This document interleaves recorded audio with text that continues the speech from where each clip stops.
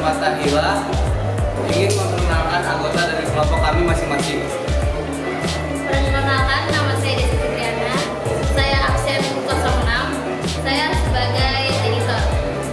Perkenalkan, nama saya Olivia Beriana. Saya dari absen 19. Saya sebagai kameramen. Perkenalkan, saya Salia Katiri dari absen 26. Saya sebagai ketua. Perkenalkan, nama saya Tarisa Duyandani dari absen 29 sebagai reporter. Oke, jadi itu peran dari masing-masing kami. Selamat menyaksikan. Assalamualaikum warahmatullahi wabarakatuh. Jadi di sini saya sedang berada di Museum Fathahila. Nah, Museum Fathahila memiliki nama asli Museum Sejarah Jakarta. Dinamakan Museum Fathahila karena berada di Jalan Taman Fathahila nomor 1 Jakarta Barat. Museum berarsitektur neoklasik ini diresmikan oleh Gubernur Jenderal Abraham van Riebeeck pada tahun 1770. Pembangunan gedung ini sendiri telah dimulai pada era Gubernur Jenderal dan Jefferson pada tahun 1620. Museum ini memiliki kaitan sejarah yang sangat erat dengan ibu kota kita, yaitu ibu kota Jakarta.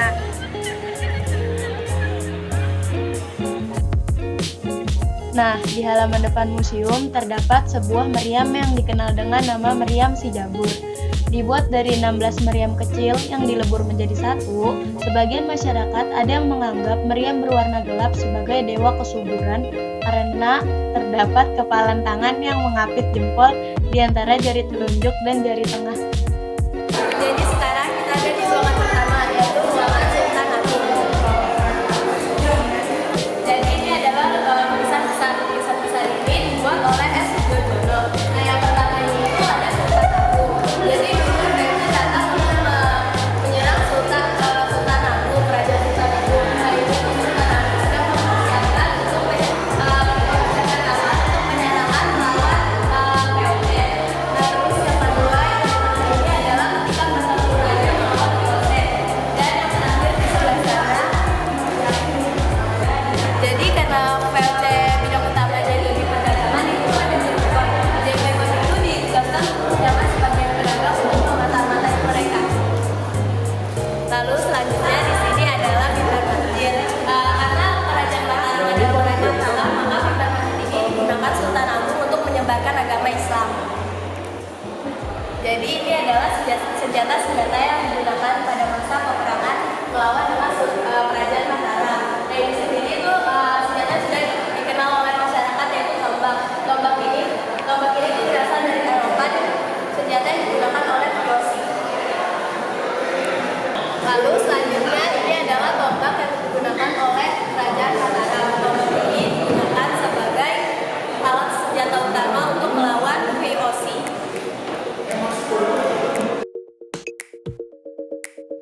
Jadi ini adalah senjata api jenis pamuras yang digunakan tentara Eropa. Ciri utamanya adalah moncong yang mengembang yang tujuannya untuk memudahkan pengisian ulang peluru mesiu.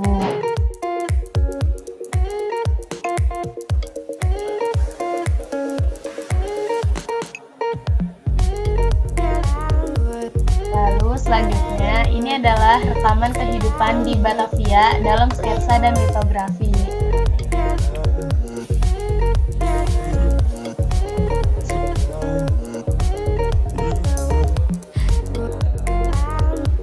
Sebelum menjadi nama Batavia, ibu kota ini bernama Sunda Kelapa, lalu berganti nama menjadi Jayakarta yang artinya kemenangan yang sempurna.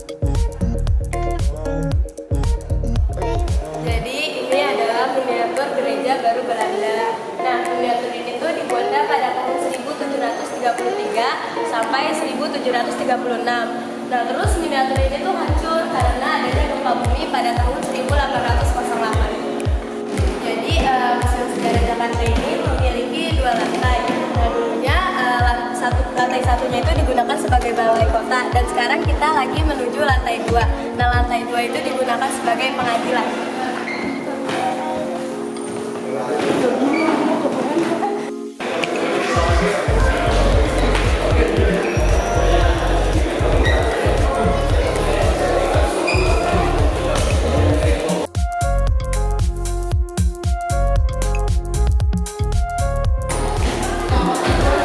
Jadi ini adalah lukisan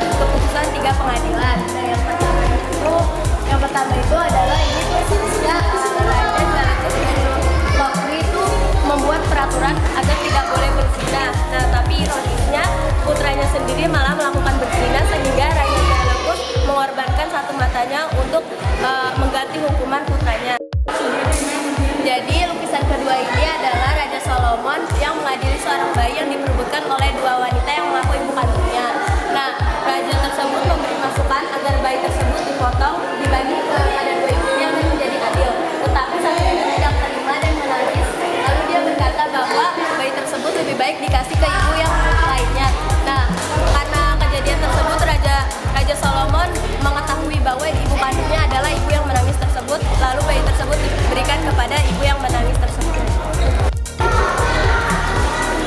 Lalu yang ketiga ini adalah lukisan tentang Raja Persia yaitu Kambises untuk memerintahkan hakim yang korup yaitu Sisames untuk dikuliti. Kemudian putra Sisames diangkat menggantikan ayahnya, lalu kulit ayahnya dipakai untuk melapisi kursi hakim. Nah, dari ketiga kejadian ini tersebut, kenapa di lantai 2 ini dijadikan pengadilan agar masyarakat melihat langsung pelaksanaan hukuman tersebut agar masyarakat merasa jera, jadi mereka nggak melakukan kesalahan-kesalahan. Jadi di ruang balai kota ini terdapat satu lukisan, yaitu lukisan Gubernur Jenderal Batavia yang memiliki nama Van der Para. Nah, lukisan ini dilukis oleh seorang pelukis yang tidak dikenal namanya. Nah, yang selanjutnya adalah lemari buku besar. Lemari ini selesai dibuat pada tahun 1748. Alasan pembuatannya adalah karena Dewan Hakim membutuhkan tempat untuk meletakkan arsip dan dokumen. Nah, yang selanjutnya ini adalah perubahan gedung Batavia. Perubahan ini merupakan perubahan gedung dari masa ke masa.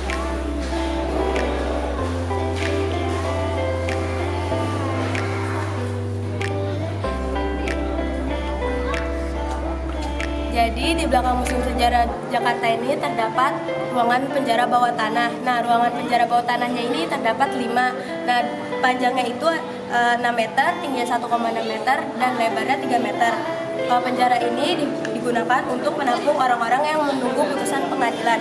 83 tahanan di sini meninggal karena penyakit. Pahlawan kita yaitu Pangeran Diponegoro dan Cut Nyadin pernah mengalami dingin-dinginnya sel ini sebelum diasingkan ke tempat lain.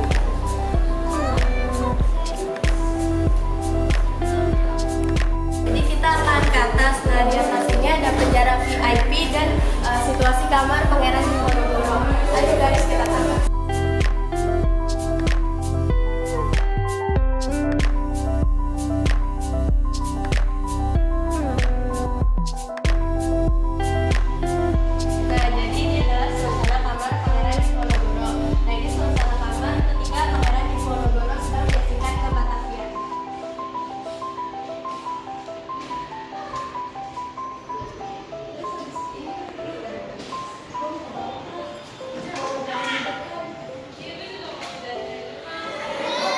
Jadi kita udah selesai mengelilingi museum-museum yang ada di Museum Fathahillah, dan ini dia pesan-pesan dan kritik yang dari kami. Pertama dari Talisa.